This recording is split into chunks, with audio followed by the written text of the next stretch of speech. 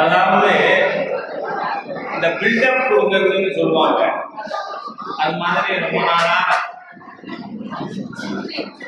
கருணாநிதி அவர்களுடைய குடும்பத்தை சேர்ந்த ஸ்டாலின் அவர்களின் வாரிசு அடுத்து எங்கள் குடும்பத்தை தவிர வேறு யாருக்கும் திராவிட முன்னேற்ற கழகத்தில் தலைமை பொறுப்பு கிடையாது என்பதை பிரகடனப்படுத்துகின்ற விஷயம்தான் உதயநிதி ஸ்டாலின் துணை முதல்வர்கிறது.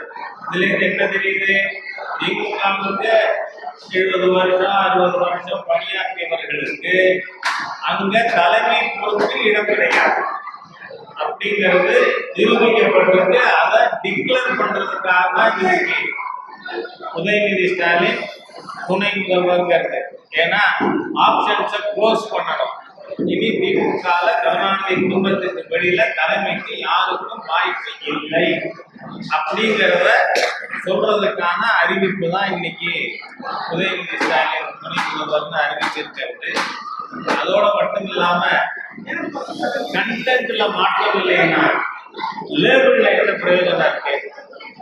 நீங்க அவர் விளையாட்டுத்துறை அமைச்சர்னு சொன்னாலும் துணை முதல்வர்னு சொன்னாலும் சனாதன இந்து தர்மத்தை டெங்கு மலேரியா கொசு போல் அழிப்பேன்னு சொன்ன இந்து விரோதி உதயநிதி ஸ்டாலின் அடுத்து பொறுப்புக்கு வர்றார் அப்படிங்கிறது தானே.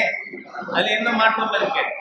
ஏன்னா சமீபத்துல மதுரைக்கு வந்த பழனிக்கு வந்தப்ப கூட இது அவங்க போட்ட மாநாடு விளம்பரம் என்ன? முத்தமிழ் கடவுள் முருகன் மாநாடு. ஆனா உதயநிதி அங்க என்ன பேசினா இது ஆன்மீக மாநாடு இல்லை அப்படின்னு. அப்ப நீங்க முருகனையே ஏத்துக்கல, இந்து மதத்தை ஏத்துக்கல, இந்து மத கடவுளை ஏத்துக்கல, ஆகவே ஒரு இந்து விரோதி அடுத்த தலைமையில் தான் அப்படின்னு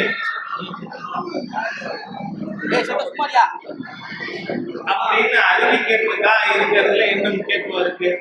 அதனால நமக்கு திருப்பியும் தெரியுது ரெண்டு விஷயம். திமுக தொண்டர்களுக்கு செய்தி, உங்களுக்கெல்லாம் வேலையில வெளியில நில்லு, என் மகன் தான் அப்படின்னு முதல்வர் சொல்லி இருக்கிறது ஒண்ணு.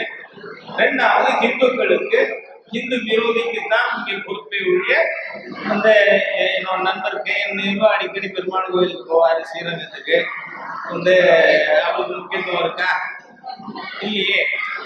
ஏன்னா அவர் ஆன்மீகவாதி, அவர் தான் புட்டு வைக்க சொல்லாரு, அதை ஸ்டாலின் அழிக்கிறார் இல்லையா? ஸ்ரீரங்கத்தில் நடந்தது. அப்ப இந்து விரோதிகளுக்கு தான் திமுக தலைமை அப்படிங்கிறத பிரகடனப்படுத்திருக்காங்க. அவ்வளவுதான்.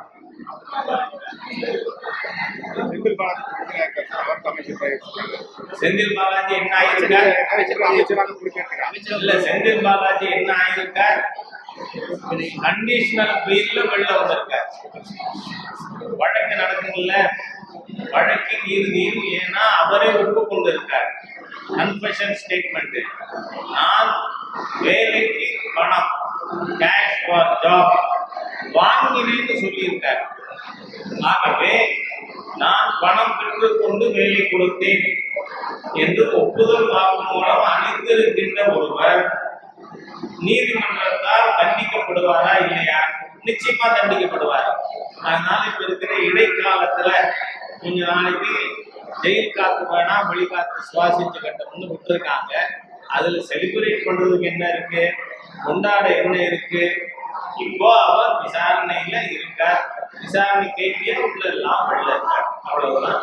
அவருக்கு மந்திரி பதவி கொடுத்தா என்ன ஆகும்? குளித்தலையில் தேர்தலுக்கு முன்பாக ஸ்டாலின் அவர்களே சொன்னது மிகப்பெரிய ஊழல்வாதி. அது மட்டுமில்ல, திமுக ஆட்சிக்கு வரும் அப்பொழுது உதயநிதி செந்தில் பாலாஜி சிறையில் இருப்பாங்க. பெரியவங்கெல்லாம் சொல்லுவாங்க, எதுவும் அபசகுனமா பேசாத, அங்க மேல தேவதைகள் போய்கொண்டே இருப்பார்கள், அவர்கள் அப்படியே நடக்கட்டும் ததாஸ்து அப்படின்னு சொல்லிட்டாங்கன்னா நடந்துருந்தாங்க. ஸ்டாலின் பேசும் பொழுது தேவதைகள் அப்படியே ஆகட்டும் ததாஸ்துன்னு சொல்லியிருக்காங்க. ஜெயிலுக்கு போனார்.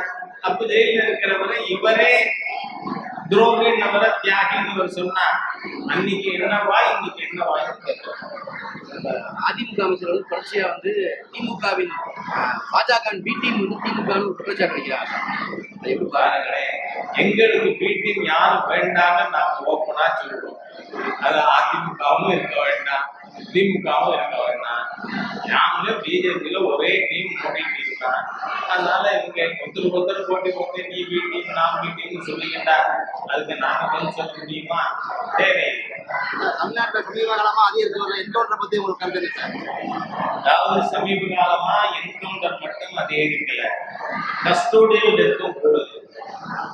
காவல்துறையில கஸ்டடியில் இருக்கிறவர்கள் கொல்லப்படுவது, தினந்தோறும் படுகொலை, பச்சை குழந்தைய கொலை பண்றது. இந்த திராவிடியன் ஸ்டாக் அரசியல் முக்கியத்துவம் பெற பெற மக்களிடம் ஒழுக்கம் நெறிமுறைகள் கெட்டு போய்விட்டதுங்கிறதுக்கு இன்னைக்கு தமிழ்நாடு பெரிய உதாரணம். நன்றி.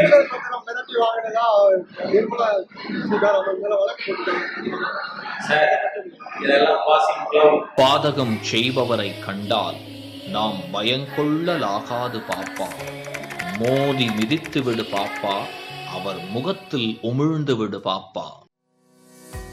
அண்மை செய்திகளை உடனுக்குடன் தெரிந்து கொள்ள இணைந்திருங்கள் இயம்நாடு தொலைக்காட்சியுடன்.